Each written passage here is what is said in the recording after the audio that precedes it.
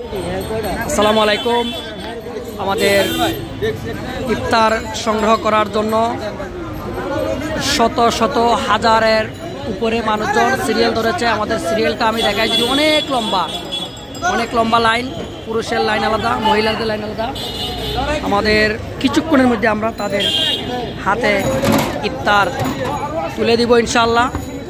সবাই আমাদের জন্য দোয়া করবেন, আমরা যেন এই কার্যক্রমটা 30 রমজান পর্যন্ত চালিয়ে যেতে পারি।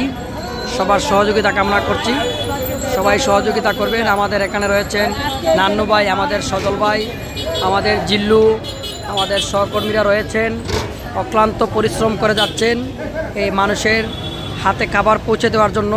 সকাল থেকে সন্ধ্যা পর্যন্ত সবাই অক্লান্ত পরিশ্রম করে যাচ্ছেন। সবাই দোয়া করবেন, আপনারা লাইন ম্যানেজ করবেন, লাইনের বাইরে আমরা কিছুক্ষণের মধ্যে দেওয়া শুরু করে দেবো। আমরা এখনই দেবো, মানুষজন অপেক্ষায় আছে। আমরা এই কিছুক্ষণের মধ্যে আমরা ইফতার বন্টন করব। সবাই দোয়া করবেন।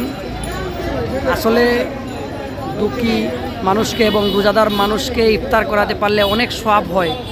আমি যাদের অর্থ দিয়েছে আল্লাহ তাআলা, আমি সবাইকে উদ্দেশ্য করে বলতে চাই, আপনারা আপনাদের সামর্থ্য অনুযায়ী মানুষকে খাবার দিবেন, গরিব মানুষের পাশে দাঁড়াবেন।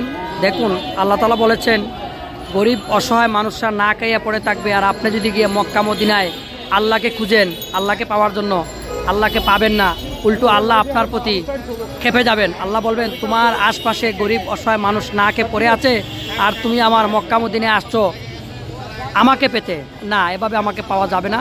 তাই এই হাদিস থেকে যাদের আল্লাহ সামর্থ্য অর্থ দিয়েছেন তাদেরকে উদ্দেশ্য বলবো, আপনারা গরিব দুঃখী মানুষের পাশে দাঁড়াবেন। যে অঞ্চল থেকে রয়েছেন সেখানে আপনারা দাঁড়াবেন, অসহায় মানুষের মুখে খাবার তুলে দিবেন।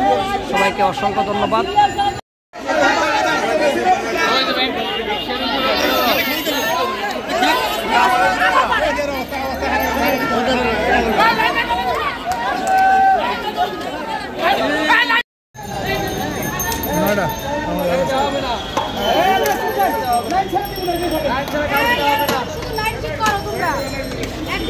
মাইকটা দিল, মাইক আনো নাই, আরে নকা।